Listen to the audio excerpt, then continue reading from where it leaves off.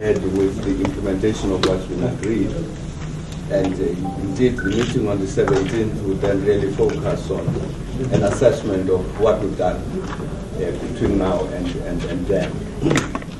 So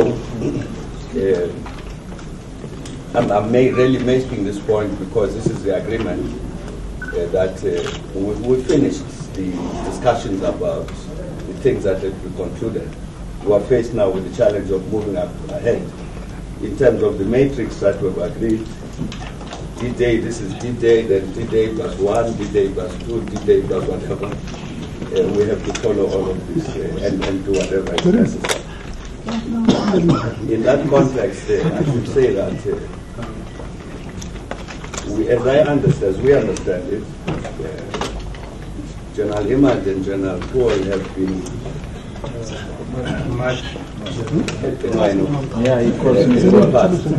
have been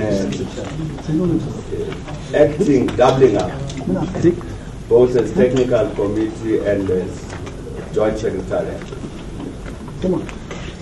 We think that this is a matter that needs to be resolved, because once we've agreed on this, the implementation mechanisms of the JPSM become important. So maybe the co-chairs can confirm them as a joint secretariat or constitute whatever joint secretariat.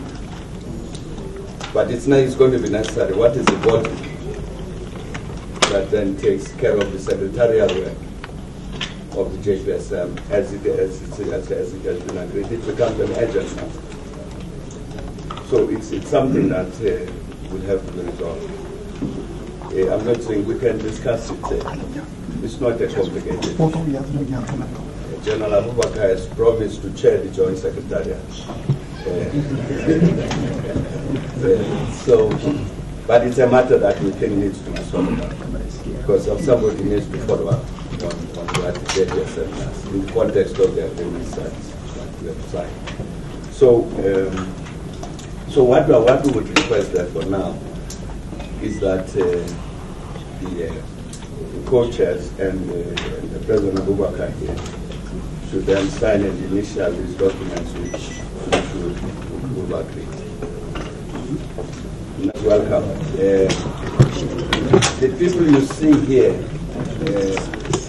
constitute the joint political and security mechanism of the Republic of South Sudan on my left and the Republic of Sudan on my right, co-chaired by the Defense Ministers, Defense Minister of South Sudan on my left and Defense Minister of Sudan to the right.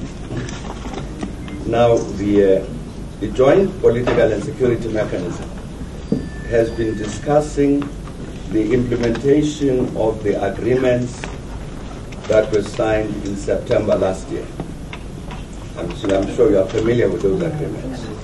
There were agreements signed which related to the security arrangements between the two countries. So the joint political and security mechanism then had to look at those agreements to translate them into a practical program of action.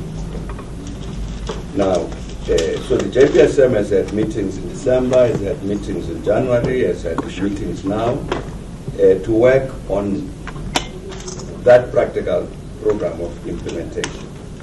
Now, fortunately and happily, those discussions have now been concluded.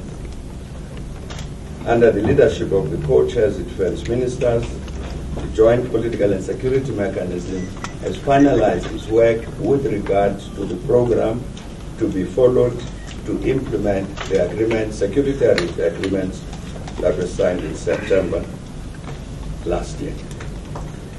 So what we're going to do now is the co-chairs, together with President Abubakar representing our panel, will then be signing this document. They include an implementation plan, as I was saying, for all of these agreements with a matrix which says from D-Day, from this D-Day to that day, this is what must be done, and so on. So it's got the specific time frames for the implementation of all the agreements. So they are not general documents, they are specific documents which will require implementation about all elements that have got to do with the security arrangements between the two countries, security arrangements as explained in the documents that were signed in September last year. So we are therefore, by this signature, we are concluding discussions that the JPSM has been having to translate those agreements into a practical program of action. So this will be signed, and I'm quite sure that maybe at the end of the signatures, if you want to ask the minister some questions, they will be willing to answer.